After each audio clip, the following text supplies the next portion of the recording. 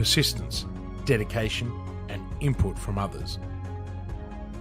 Where focus goes, energy flows. So focus your energy on continuous learning and stop wasting time thinking about looking smart. Build resistance, build vulnerability, build courageousness, and face adversity with a smile. Become comfortable with uncomfortable. You know, the only person that you need to prove anything to is you. Imperfect action trumps perfect inaction. Stop wasting time and get on with it. Failure is part of learning, so start learning by taking action.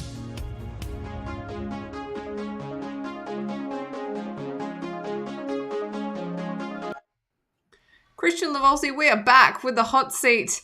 Now, we missed last week because you were here in Sydney and in Wollongong running our Customers on Demand live event. So it's been a couple of weeks. How are you going?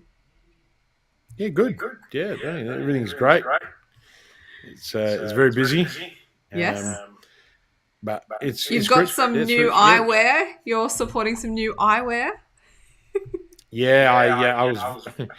I went and got some new. I had my eyes tested, and they asked me if I was struggling to see because I was double my script. Clearly, I've tipped over the old man area, so now I've even got bifocals, and these are I got the clear ones that are normal vision, and then because I'm trying to get used to the AI technology bifocals, I don't know how they say AI when there is no microchip in the glasses, but you know, it seems like AI is the buzzword these days. It is. Everything's got AI. Absolutely. It's a very exciting new buzz. But we're not talking about AI today. We're actually going to be talking all about culture.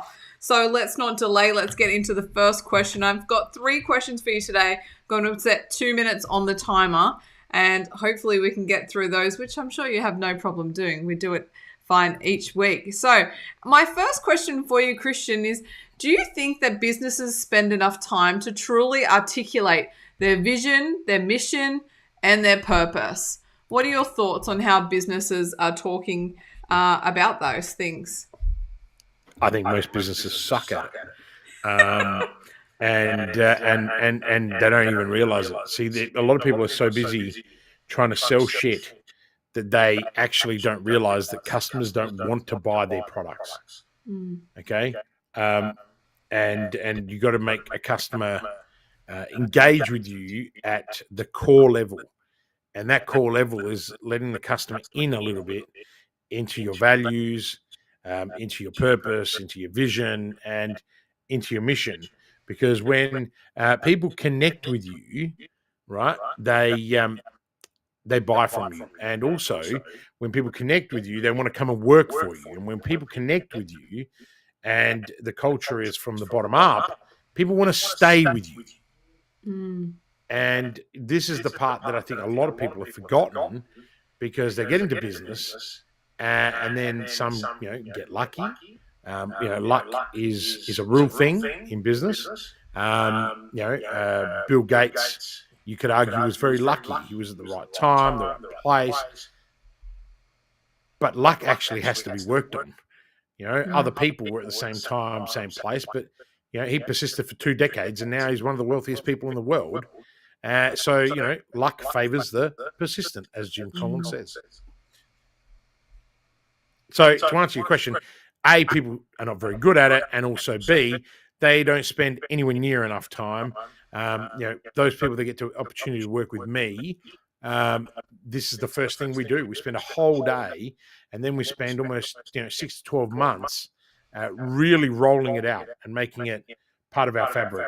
And that helps us retain, attract, and grow our businesses. Yeah, that's really cool. I remember that going through that process when I first came on board and started working with you, it was one thing that I was like, wow, we're spending a lot of time on this.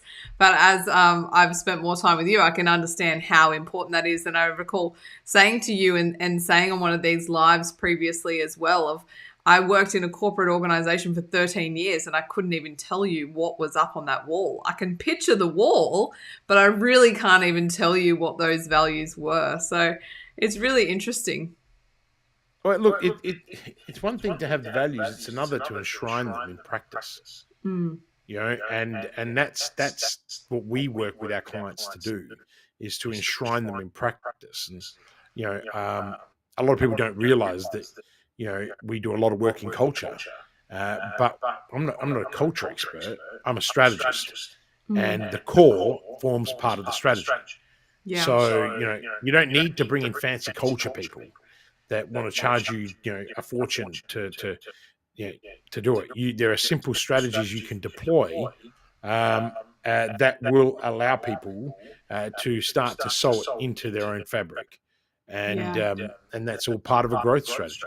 Yeah. Okay. Very cool. All right. Let's move into question 2. So, my second question for you today are, what are the pros and cons of leading a culture led business? So, what are the really main things of why this is a good idea and why this is a really bad idea not to instill it? Okay, I think there you is no, kind of there is already no. answered some of that. Well, I mean, I have, but I want to answer this question. Um, there are absolutely no cons to leading a culture-led business. Mm. Um, that doesn't even it's totally illogical to someone like me. There's only uplift in having a culture-led organization, but what's more important is actually a purpose-driven organization, Mm. right? When you make your purpose clear, it's really simple to then implement your values, because purpose and values should be aligned, and values and purpose should be enshrined in core practice, which are therefore your core competencies. One of my favorite companies that I've had the privilege of working with for 2.5 years, not only originally as their head strategist, um, they're a 35, 40-year-old family business that needed to make some changes for growth. I'm now the chairman of it, and that's Bohu Engineering, and their purpose is together we thrive. And that is a purpose statement that resonates if you meet them all. They're 160 kilometres out of South Australia, regional business that's taking on the whole Australian infrastructure economy. Building this, parts of the Sydney Gateway bridges, and we are ridiculously persistent. We just don't stop. Why? Because luck favors the persistent. People always say to me, your company and all the people you advise, they're doing really well. They're winning awards. Mate, no one gives a shit about the awards. We're making money. Mm. We're great people who are happy. We don't have recruitment problems. I hear people that come to me and say to me all the time, we've got a recruitment challenge. You know why? You got no fucking culture. You got no value. They're paying people better than the market rate. They're going to attract better people. Yeah. No way.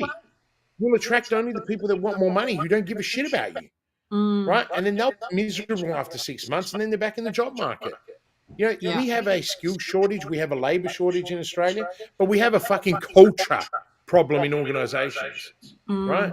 And if you want to fix it, then get in touch with my team, and maybe in 3 to 4 months' time, there'll be an opening, and we might be able to help you. But and I say that not out of arrogance. I say it because that's what great culture does. It attracts enough of the dream clients that you're chasing, so therefore you can have an extended waiting list. And it's a problem in our organization. Yeah. Right? It's a real problem. And Yeah. it's a bloody great problem to have. Mm. I remember saying that from a middle management perspective before, when I would be recruiting people into my finance and accounting teams back in corporate, saying if we allow people to be part-time and give them a bit of flexibility, they will work harder. But everyone was so fixated on having to be full-time and being in the office that you weren't getting the best people for the organization. Like someone who's set for failure. Yeah. I'm a winner, right? When you go bet on the races, do you bet on the horse that's that's going to win, or do you bet on the roughie that's got no chance, right? The likelihood, that's why those odds are 1 to 100. So you might bet on one roughie who's got real opportunity, and normally that is about their attitude and culture alignment, their culture fit to us, and that's where we'll take a chance. But generally speaking, you go with the people that have clarity, Yeah. right? Because that's the hardest part. If you're not clear about your own product, no one can help you. Mm.